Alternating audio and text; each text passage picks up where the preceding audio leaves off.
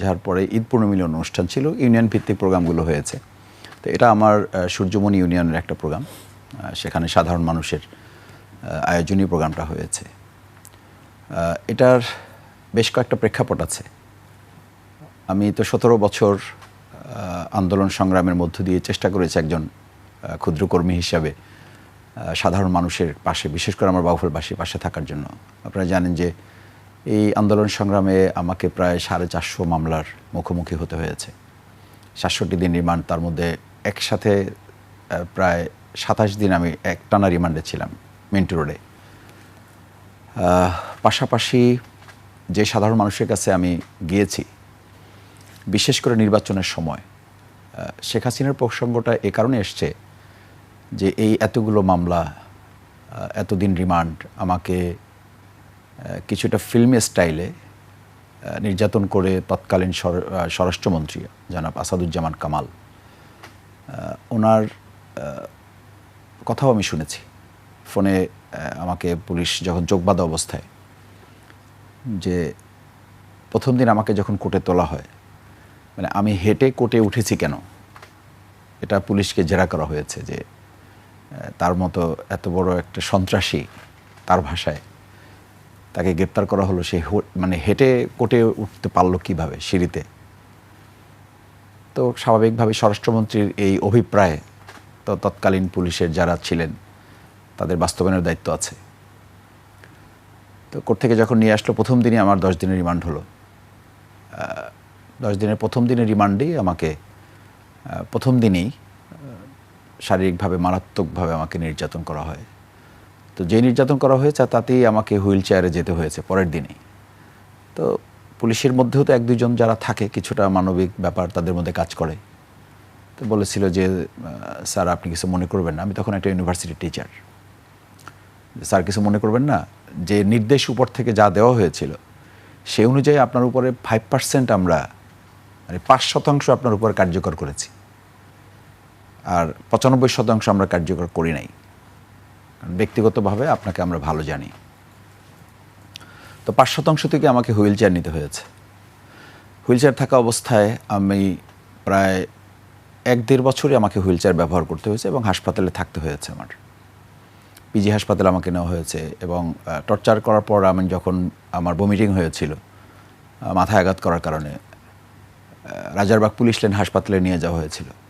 যখন নিয়ে যাওয়া হয় তখন আমার সেন্স ছিল না। আমি যখন আসার পথে, তখন আমি পুলিশকেই বলতে শুনেছি কিছুটা সেন্স যখন ফিরেছে তখন সাথে সাথে আবার নিয়ে চলে আসছে। মানে এটা বাইরে লিক আউট করতেও দেয় নাই তারা, টেকনিক্যাল কারণে, যেটা বাইরে প্রচার হয়ে গেলে এটা নিয়ে আবার একটা আন্দোলন হবে। তো যখন নিয়ে আসে তখন পুলিশেরা নিজেরা পরস্পর গালিগালাজ করতেছিল অফিসারদেরকে, ঊর্ধ্বতন অফিসারদেরকে, যে এখন যদি মারা যায় তো চাকরি তো কারো থাকবে না, মারার সময় হুঁশ থাকে না। তো সেই পর্যায় থেকে আমার এই মামলাগুলো জামিন নিতে সময় লেগেছে 1.5 বছর, কিন্তু আমি বের হয়েছি 4.5 বছর পরে। এবং সেই বের হওয়াটা ছিল আমার শ্বশুর তার ডেথ সার্টিফিকেট দিয়ে। এবং ওই ডেথ সার্টিফিকেট দিয়ে যখন আমি বের হতে যাই তখন ডিজিএফআই, এনএসআই, ডিএসবি সবাই ছিল সেখানে। তো আমাকে 1-2 জন হাসতে হাসতে বলছিল যে মাসুদ ভাই, আজকে আপনার জন্য ভাগ্যটা ভালো যে আপনার শ্বশুর মারা গিয়েছে। তাই আমি বললাম, আমার ভাগ্যটা ভালো শ্বশুর মারা গেছে, এটা কী ধরনের কথা? বলে যে না হলে আজকেও আমাদের নির্দেশনা ছিল আপনাকে নিয়ে যাওয়ার জন্য। তো ডেথ সার্টিফিকেটটা আপনাদের আইনজীবীরা শো করার কারণে মানবিক বিষয় হিসাবে আপনাকে মূলত আজকে আমরা ছেড়ে দিচ্ছি। এটা কি পুরো জামিন হয়েছিল না? জামিনই হয়েছিল। মানে জামিন হয়ে আমি আটকা পড়ে আছি মানে এক ধরনের আমাদের আইনজীবীরা এটাকে করে রেখেছেন যে বের হলে আমাকে তারা আবার নিয়ে যাবে। আমি 3 বার বের হয়েছি। প্রথমবার বের হওয়ার পরে হলো না, আমাকে নিয়ে গেল। তখন 4 দিন আমাকে গুম করে রাখলো মিন্টু রোডে। পরে জানলাম যে আমাকে মিন্টু রোডে রাখা হয়েছে চোখ বেঁধে। আমাকে রামপুরা পরে মামলা দেখালো যে রামপুরা ব্রিজের নিচ থেকে আমাকে বোমাসহ গ্রেপ্তার করা হয়েছে। মানে এতটা অমানবিক এবং নির্লজ্জ ব্যাপার ছিল। ওকে করেছে তারা। তো 3rd টাইম যখন আমি বেরোই, 2nd টাইমে আমি নো অ্যারেস্ট যে হাইকোর্টের অর্ডার, সেই অর্ডার সাথে ছিল আমার 2nd টাইম। তো আমি 2nd টাইম বের হওয়ার সময় আমার একটা সন্দেহ ছিল যে এবারও হয়তো আমাকে বের হতে দেবে না। তা আমি কিছুই নেইনি। আমাকে আইনজীবীরা বললো আপনার কিছু নেওয়ার দরকার নেই, আপনি শুধু বের হয়ে আসেন। আমার মালামাল, কাপড় চোপড় কিছু ছিল, কিছু শুধু কোরআন শরীফ ছিল একটা, ওই আন্ডারলাইন করে পড়া, ওই কোরআন শরীফ আর এক হাতে আমার ইয়াটা ছিল, নো অ্যারেস্ট নো হ্যারেজের। তো ওই কাগজ নিয়ে আমি বের হয়ে এক পা রেখেছি, সেকেন্ড টাইম বের হওয়ার সাথে সাথে তারা আমাকে তুলে নেয়, তুলে নিয়ে আমার চোখ বাঁধে, হাত বেঁধে রাখে, তারপরে নিয়ে যায়, অ্যাম্বুলেন্সের কথা বলে, কোনো সাংবাদিক যেন জানতে না পারে, কোনোভাবেই যেন এটা বাইরে না যায়। তো মানে সিনারিটা এরকম ছিল যে তারা আমাকে ক্রস ফায়ার দিবে, এবং আমাকে রাত 3টা পর্যন্ত যখন ওই অবস্থায় রেখে দেয়, আমাকে একজন এসে কানে কানে বলল যে, আমার চোখ বাঁধা তখনও, যে ভাই আপনি বেঁচে গেছেন, আপনার জন্য সুখবর আছে। আমি বললাম কি আমি মানে আমার কি বাড়ি যেতে পারবো? বলছে বাড়ি যাওয়া বাদ দেন, আপনার বাড়িতে যেতে হবে না, আপনি বেঁচে গেছেন, এটা হলো মূল কথা। তো তিনি বুঝাতে চাইলেন যে আমার ব্যাপারে ভিন্ন কোনো ডিসিশন ছিল। তো ওখানে কেউ বা কারা মোবাইলে যে ছবি তুলেছে, ওই ছবিটা ব্যাপকভাবে দেশে বিদেশে ভাইরাল হয়ে যায় তখন। তো একদম ওই অফিসার যারা আমাকে গ্রেপ্তার করেছে তাদের নাম, ঠিকানা, বাড়ি লিক আউট হয়ে যাওয়ার কারণে আল্লাহরই ফায়সালা ছিল, যে বললেন না শক্তির উৎসটা কি। তো সেই প্রসঙ্গে শেখ হাসিনার কথা বললেন, তো এই জন্য বললাম যে মূল কথাটা ছিল এই বের হয়ে আমার চোখের সামনে দিয়ে, তখন তো আমরা বিরোধী দল মানে বিএনপি আমরা একসাথে আন্দোলন করি। তা আমি বললাম যে বিএনপির এত বড় বড় নেতারা আমার সামনে থেকে বের হয়ে যাচ্ছেন, ওনাদের তো কোনো অসুবিধা হচ্ছে না, ম্যাক্সিমামদেরই হচ্ছে না, তা আমার সমস্যা হচ্ছে কেন? তো বললো যে মাসুদ ভাই এগুলো আপনারা রাজনীতি করে আপনারা বুঝেন না, সমস্যা ওনারা না, সমস্যা তো আপনি, আপনারা সমস্যা। তা আমি বললাম তো কি বলছে, যে ভাই আপাতত আর বের হওয়ার চেষ্টা করেন না, আপনি ভিতরে থাকেন। তো এটা বলেছি এই জন্য যে আমরা সমস্যা, এই শেখ হাসিনা আমাদেরকে যে টার্গেট করেছিলেন, এবং আপনি জানেন যে আমার এই বক্তব্যটা আমি হয়তো বলাটা রাজনীতির পরিভাষায় আমরা এটা সাধারণত বলি না, আমরাই বলি আর কি। তো সেই জায়গাটা আমি শব্দটা ব্যবহার করেছি, যেহেতু ওখানে আমার লোকাল একটা ব্যাপার। জি। তো সেই জায়গায় শেখ হাসিনার ব্যাপারটা বলেছি যে সে আমার নির্যাতন নিপীড়নের সব কিছু জানে এবং তার ডিকটেশন এগুলো হয়েছে। সেই জায়গায় সেখানেই সে আমাকে দুর্বল করতে পারে না আল্লাহর রহমতে। আর এখন যদি কেউ আমাকে দুর্বল করতে চায়, পাওয়ার দেখাইতে চায়, তো এটা তো পারার কথা না। এক, দুই হচ্ছে আর একটা শানে নজরুলের কথা যে কারণে বলেন, এটা একটু বলে নেই। আমি যখন ভোট চাইতে যাইতাম, জি, এই প্রত্যেক ভোটার একেবারে মানে প্রত্যেক ভোটার একটা কথাই বলতো, বিশেষ করে মহিলারা, মা বোনেরা, যে বাবা বা ভাইয়া বা ভাই আপনাকে ভোট দিব, কিন্তু ভোটটা রক্ষা করতে হবে। আমি বললাম এই সন্দেহটা কেন? বলছে সন্দেহটা এই কারণে যে আমরা যত জায়গায় শুনতেছি যে আপনি ভোট পাবেন কিন্তু আপনাকে জিততে দেওয়া হবে না। এমনও ছিল যে আমি যখন যাচ্ছি বলছে আপনার আসতে হবে না, আপনার জন্য আমরা তাহাজ্জুদ পড়ি, রোজা রাখি, চোখের পানি ফেলি, আপনি জিতবেন এটাও মনে করি, কিন্তু আপনাকে ভোটটা ধরে রাখতে হবে। তা এই জায়গায় তখন আমাকে সবাই মিলে বললো যে মাসুদ ভাই আপনি ভোটে জিততে পারবেন না, আপনাকে মানে এই যে মানে দুর্নীতিবাদ যারা অবৈধ পাওয়ার খাটাচ্ছে, তারা যে ভোট কেটে নিয়ে যাবে, দখল করে নিয়ে যাবে, জি, এই জায়গাটা আপনাকে পাহারা দিতে হবে। কিন্তু পাওয়ার তো আপনার, আপনি বলেছেন পাওয়ার আমার না, পাওয়ার আমার না। আপনি বলেছেন যে 9 তারিখে থানার সামনে দাঁড়ায়া দেখাইছি আমি কি জিনিস, আমি দেখাইছি। আমি আর দুইটা বলে নিই, 2 ঘন্টার মধ্যে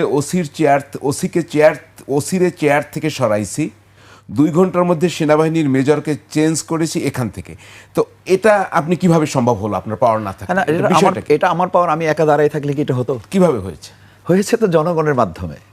আমি 4:30টার সময় যখন আমার বিভিন্ন জায়গা থেকে প্রায় 50 থেকে 60 জন ভাইকে মর্মান্তিকভাবে তাদেরকে আহত করা হয়েছে, কোথাও পিটানো হয়েছে, কোথাও হাত ভেঙে দেওয়া হয়েছে, কোথাও মাথা ফাটিয়ে দেওয়া হয়েছে নির্বাচনে জাস্ট 2 দিন আগে।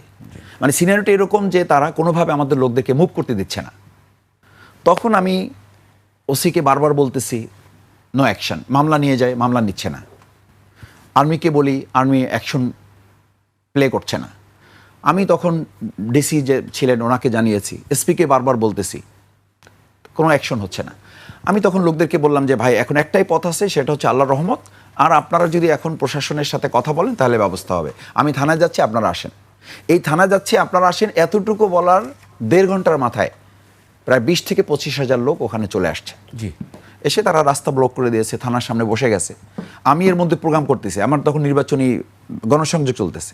আমি এসে দেখি আমাকে বারবার প্রশাসনের পক্ষ থেকে ফোন দেওয়া হচ্ছে। তো আমি তো ফোন আমার পকেটে, আমি বক্তব্য দিচ্ছি, প্রোগ্রাম করতেছি, তো অন্য লোকরা ম্যানেজ করতেছে। আমি এসে দেখি মাগরিবের পরে মানে পুরো রাস্তা থানার সামনে লোকজন ভর্তি। আমাকে তখন প্রশাসন বলল যে আপনি একটু ব্যবস্থা নেন, আর আমরা দেখতেছি আপনি যে যে কমপ্লেনগুলো আপনার পক্ষ থেকে করা হয়েছে এগুলো আমরা দেখতেছি। এই দেখতেছির মধ্যে আমি শুধু বললাম যে আর্মির ব্যাপারে আমি কোনো কথা বলিনি। আমি বলছি যে ওনাদের যে অ্যাকশন নেওয়ার কথা, ওনার অ্যাকশন নিচ্ছেন না, বাট ওসি টোটালি তার যতটুকু বায়োডাটা আমরা নেওয়ার চেষ্টা করেছিলাম, তার যে ভূমিকা, সেই জায়গায় সে সিদ্ধান্তই নিয়েছে আমাকে জিততে দিবে না, এবং অন্য যে বিএনপির প্রার্থী আছে তাকে সে কায়দা কানুন কৌশল করে টোটাল একটা সেট আপ সে ঠিক করে তার একটা ডকুমেন্টসও আমরা প্রশাসনের হাতে দিলাম যে তাকে রেখে কোনোভাবে এখানে নিরপেক্ষ নির্বাচন হবে না। এটা প্রশাসন তাদের দিক থেকে তারা তদন্ত করেছে, করে নাই, করে তারা বলল যে ঠিক আছে, এখন থেকে ওসির দায়িত্ব পালন করবে। তখন এসপি সার্কেল যিনি ছিলেন, আচ্ছা, এসপি সার্কেল ওনারা দায়িত্ব দিলেন যে চেঞ্জ হবে হবে না, ওটার চেয়ে বড় কথা হলো আমাকে জানানো হলো, ওই আমার সামনে ওখানে তখন আর্মির লোকজন ছিল, সবাই ছিল, যে এসপি সার্কেল দায়িত্ব পালন করবে। আমি সাধারণ মানুষকে তখন যারা আমার সামনে আছে আমি তাদেরকে জিজ্ঞেস করলাম যে এটাতে আপনারা ঠিক আছে কিনা, আপনারা রাজি আছেন কিনা। ওনারা বললো যে ঠিক আছে, কিন্তু আর্মিকেও ইয়া করতে হবে, এই যে সমস্ত ব্যাপারে আমাদেরকে তারা ব্যারিকেড তৈরি করতেছে, ভোট আমাদের মা বোনদেরকে বিভিন্ন জায়গায় টর্চার করা হচ্ছে, ভোট চাইতে গেলে তাদেরকে হেনস্থা করা হচ্ছে, এগুলো অনেকগুলো রেকর্ড ছিল তখন আর কি। তো আর্মিও কিছু কিছু ভূমিকা নিয়েছে, কিছু কিছু ভূমিকা নেয়নি। তো একই সাথে আমাদের কাছে তখন আমরা খবর পেলাম মানে আমার সামনেই বলা হলো, আর্মির যিনি দায়িত্বে ছিলেন, যে আমরা ওসির ব্যাপারে এখনই কথা বলেছি, ওসির দায়িত্বে থাকবে এসপি সার্কেল। আর তারপরে আমরা ওখান থেকে যখন চলে আসি, পরে আমরা জানলাম যে মেজর যিনি ছিলেন দায়িত্বে আমাদের ক্যাপ্টেনের, মানে ওই কোম্পানির, তাকেও চেঞ্জ করা হয়েছে। তো এই চেঞ্জটা করা হয়েছে, তো ব্যক্তি মাসুদ একা দাঁড়িয়ে থাকলে তার চেঞ্জ হতো না, চেঞ্জ হয়েছে এই হাজার হাজার মানুষ। আপনি একটা উপজেলার মতো জায়গায় 20 থেকে 25,000 লোক চলে এসে পুরো এলাকা মানে কন্ট্রোলে নিয়ে নেওয়া, এবং প্রশাসনের সামনে তখন আসলে আর কোনো উপায়ও ছিল না, এত মানুষকে তারা কন্ট্রোল করার সুযোগ ছিল না। আমি নিজেও কন্ট্রোল করতে পারছিলাম না।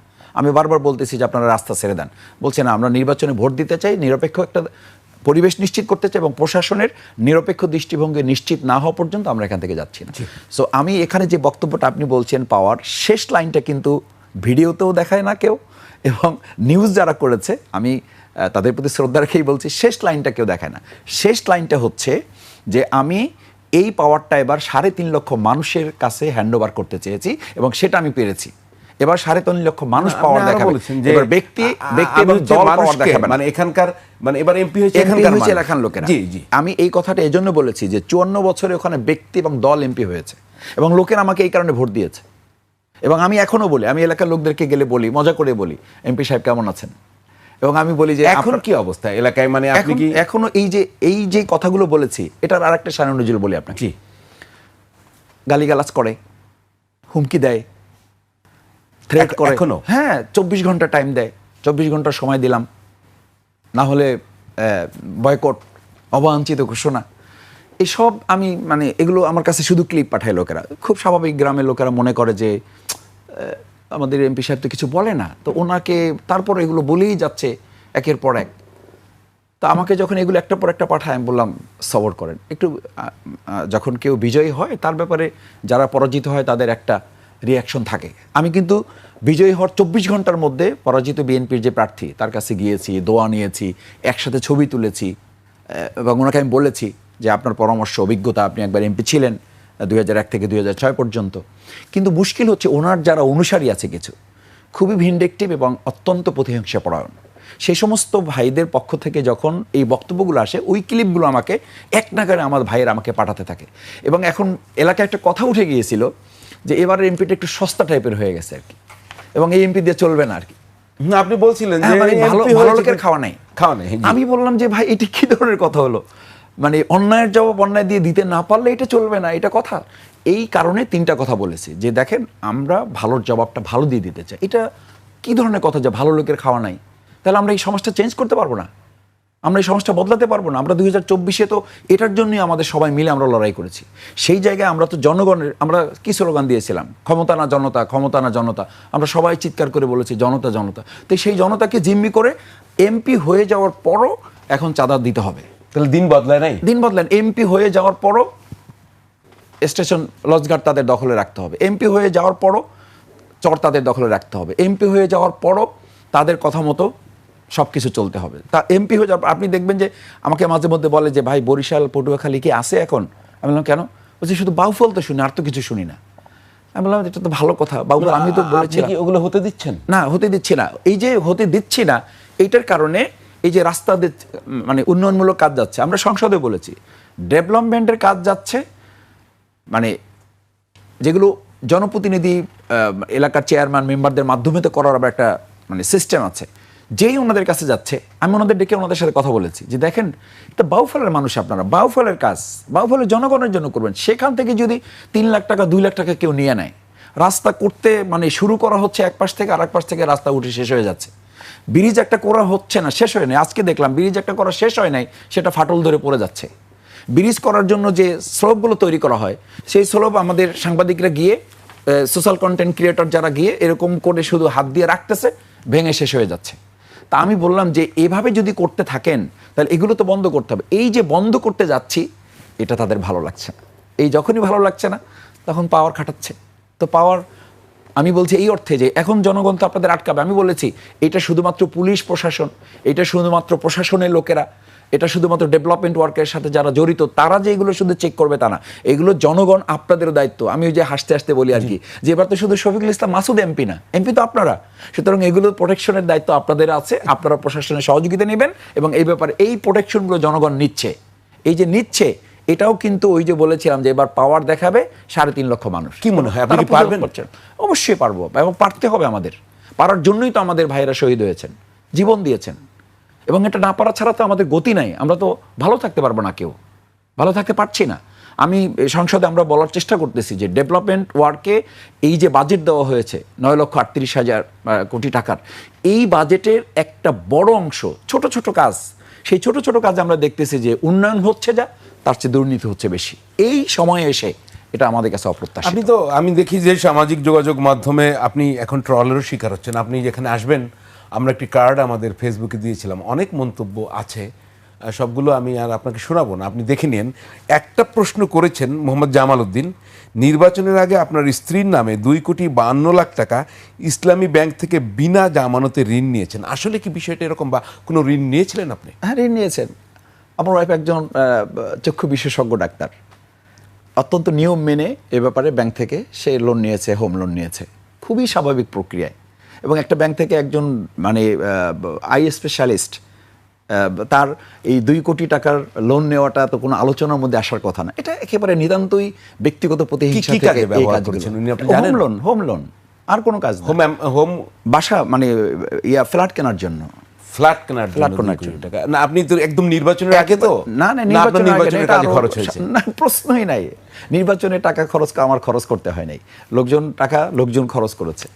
আমি বিরতিতে যাব, যদি একটা প্রশ্ন করে সেটা যদি শেষ করতে পারে আমার খুব জানতে ইচ্ছে করে। আপনি রাজশাহী বিশ্ববিদ্যালয়ের স্টুডেন্ট লিডার ছিলেন, আপনি রাজশাহী বিশ্ববিদ্যালয়ের শিবিরের সভাপতি ছিলেন, এই সন্ত্রাসীটা কে আমি জানতে চাই। যে আপনি বলছেন যে রাজশাহী বিশ্ববিদ্যালয়ের সবচেয়ে বড় সন্ত্রাসীর কাছে জিজ্ঞেস করেন শফিকুল ইসলাম মাসুদ কি জিনিস, আপনার সাথে কি হয়েছিল, কার সাথে হয়েছিল, আমি একটু জানতে চাই। এটা ছিল ওই সময় আমরা তো আমি তো 94-5 সেশন থেকে পড়াশোনা ওখানে, তো সেই সময় আপনারা জানেন যে রাজশাহী অঞ্চলে ছাত্র মৈত্রী জাসদ ছাত্র ইউনিয়নের একটা ব্যাপক ওই অঞ্চলে বাদশাহ যে ছিলেন এমপি তখন, তার একটা বাহিনী ছিল ওখানে এবং ইউনিভার্সিটি তাদের কন্ট্রোলে ছিল। এবং বলা হয়ে থাকে আমরা যখন যাওয়ারও 5-7-10 বছর আগে মানে ঘোষণা দিয়ে তারা, মানে এটারও আমার একটা ভিডিও ক্লিপ কাট করে তারা প্রচার করতে আর কি, যে শুধু শেরেবাংলা হল একটা আছে, দেখেছেন শেরেবাংলা হলে ছাত্রমৈত্রী ঘোষণা করেছিল যে শুধু শেরেবাংলা হলে ছাত্রমৈত্রীর যে আর্মস আছে এই আর্মস দিয়ে পুরো রাজশাহী প্রশাসনকে তারা মানে ফেস করতে পারবে। সেই ছাত্রমৈত্রীর সাথেও লড়াই করে ছাত্র শিবির অত্যন্ত ন্যায়সঙ্গতভাবে যোগ্যতা, দক্ষতা এবং সাধারণ ছাত্রদের মধ্যে, ছাত্র শিক্ষার্থীদের মধ্যে আমরা একটা গ্রহণযোগ্যতা অর্জন করে তাদেরকে ফেস করেছি। কিন্তু আপনাদের বিরুদ্ধে তো অভিযোগ আছে রাজশাহী বিশ্ববিদ্যালয় দখল করা, বিশেষ করে আমি যদি জামিল আক্তারের কথা বলি, সেই হত্যাকাণ্ডে ছাত্র শিবিরের লোকজন জড়িত থাকার তো অভিযোগ, মামলাও তো হয়েছিল, জামিল আক্তার হয়েছিল, সেই মামলায় আমাদের লোকজন খালাস পেয়েছে, এটা প্রমাণিত হয় নাই। মানে ওখানে তো আপনারা সংঘাতে জড়িয়েছেন এবং রাজশাহী এলাকার আমরা শুনলাম বুধপাড়া নাম একটা এলাকা ছিল, আশপাশে পুরোটাই আপনাদের দখলে, এভাবে মানে কতটা নেবেন এটা? গ্রামের আমাদের ইউনিভার্সিটির পার্শ্ববর্তী এলাকার লোকেরা আমাদেরকে পছন্দ করতো 3টা কারণে। না কিন্তু আপনারা নাকি বিয়ে থা করে ওখানে অনেক বড় জায়গা করেছেন। এটা একটা অবাস্তব ব্যাপার। বলুন। অবাস্তব ব্যাপার এই কারণে যে বিয়ে শাদী তো এক এলাকার লোক আর এক এলাকায় করবে, তো সেই জায়গায় ছাত্র শিবির ওখানে কতজন বিয়ে করছে আর কতজন, এটা নিশ্চয়ই কোনো পরিসংখ্যান কারো কাছে নেই। এটা হচ্ছে ছাত্র শিবিরকে ওখানকার মা খালারা, আমাদের চাচিরা যারা আছেন, যারা চাচারা আছেন, দাদারা আছেন, এতটা পছন্দ করতেন। আচ্ছা। পছন্দ করতেন এই কারণে যে যে তার ছেলেকে নামাজ পড়তো না, সে তার ছেলেকে নামাজ পড়াতো। যে কোরআন জানতো না, তাকে কোরআন শেখাতো। যে বখাটে ছিল, তাকে সৎপথে নিয়ে আসতো। যে মাদক সেবী ছিল, তাকে মাদক সেবন থেকে রক্ষা করতো।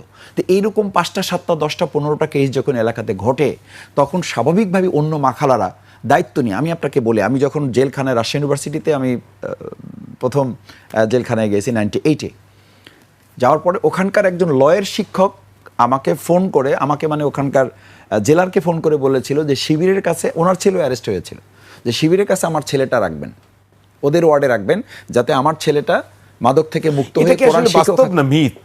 আমি আমার অভিজ্ঞতা থেকে বলতেছি। আচ্ছা, আমি তার ছেলেকে পড়িয়েছি, রেখেছি, এবং তারপরে বের করেছি কোরআন পড়ে।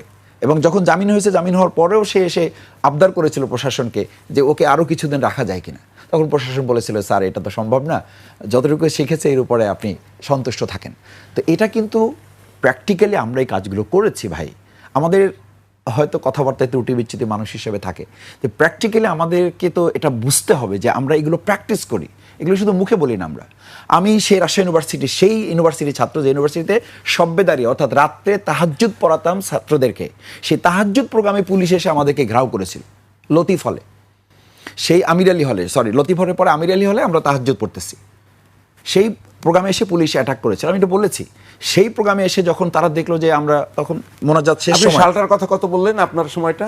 আমার 94-5 সেশন, 94-5 সেশন, 4-5 মানে session। আমাদের একটু পরে, মানে ওই সময়টা আমরা ইউনিভার্সিটিতে, ওই সময় কিন্তু আমরা বিভিন্ন সংঘাত সংঘর্ষের খবর পাই। পত্রিকার খবর কিন্তু ছিল রাজশাহী বিশ্ববিদ্যালয়ের শিবিরের দখলে, মানে একদম হামলা। তারপরে এই যে জামিল আক্তারের কথা আমি বললাম, তাকে মেরে ফেলা হলো।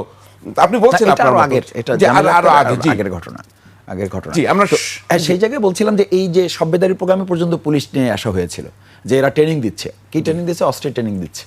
তো পুলিশ এসে দেখতেছে যে মানে লাইট নিবানো, মসজিদে সব কান্নাকাটি করতেছে, মানে শেষ সময় আমাদের মোনাজাত চলতেছে। তো কতটা মানে ভয়ঙ্কর ব্যাপার, যে বলতেছে এরা তো মারামারি করছে, মারামারি করে সম্ভবত কোনো বড় দুর্ঘটনা ঘটছে, এই জন্য কান্নাকাটি চলতেছে। লাইট জ্বালাইছে পুলিশ এসে, না জানে আমাদেরকে। আচ্ছা, তো লাইট জ্বালাই দেখে যে এরা তো সব মোনাজাতে, অবাক হয়ে গেছে। পুলিশ চলে গেছে, গিয়ে ভাইস চ্যান্সেলরকে বলছে যে আপনি আমাদেরকে এভাবে ক্ষমাখা কোনো ইনফরমেশন ছাড়া, কিন্তু তো বলা হয় যে এটাও শিবিরের একটা পলিটিক্স, মানে এটার আড়ালে পলিটিক্স করে। সভ্যতার অনুষ্ঠান, যে ছেলেটা নামাজই পড়তো না সেই ছেলেটাকে আমরা তাহাজ্জুদ পড়াচ্ছি, এটার মধ্যে কি পলিটিক্স থাকতে পারে? তো এই পলিটিক্স থাকলে আপনি মানে তাদেরও করা উচিত, এরকম পলিটিক্স তারাও করুক না। যে একটা ছেলেকে ইউনিভার্সিটি, যে ছেলেটা মদ জুয়া নষ্ট হয়ে যাওয়ার কথা, সেই ছেলেটাকে আমরা মসজিদে 5 ওয়াক্ত সালাতের পরে তাকে তাহাজ্জুদ অভ্যস্ত করাচ্ছি, এটার মধ্যে কি পলিটিক্স? তো আমরা এটা বলতাম, if this means politics then this is our politics. আপনি যদি এটাকে পলিটিক্স মনে করেন, then this is our politics. Not at all যে আপনি, ঠিক আছে পার্সেন্টেজ কত আমি জানি না, তারপরেও তো আপনাদের বিচ্যুতি লক্ষণীয়। সাম্প্রতিককালে যে শিবিরের যে ঘটনাটা, ধর্ষণ এবং একই সঙ্গে, জানেন তো আমি নামটাই নাই বললাম, তাকে তো মানুষের সংগঠন হিসাবে বিচ্যুতি থাকবে, যেটা আপনি বললেন বিচ্যুতি থাকবে। তবে এই যেটা কুমিল্লার ঘটনা, এটা আমরা আজকেও সংসদে